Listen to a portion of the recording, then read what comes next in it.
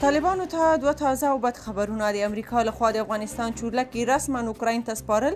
او د طالب قومندانانو یو ځای کیدل د مقاومت جبهې سره جزئیات هم دلته وګورئ او چینل سبسکرایب کړئ امریکا او ملګرو ملتونو هیوادونه یې د یوې هوکړې وروسته د افغانستان هغه چورلکې رسما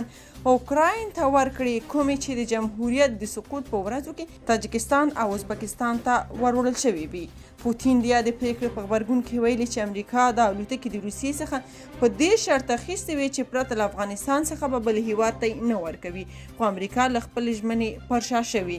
بلخوا د بغلان په خوست ولسوالۍ کې د طالبانو مشهور قومندان عزیز الله آصفي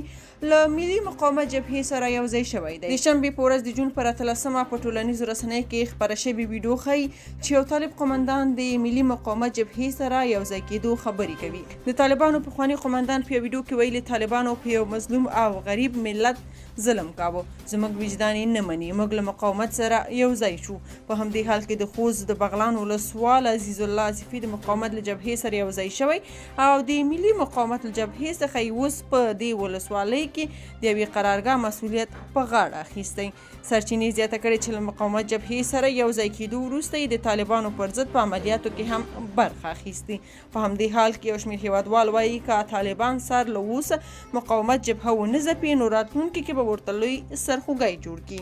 که په دې اړه څه نظر لرئ په کومنټ کې شریک او چینل سبسکرایب کړئ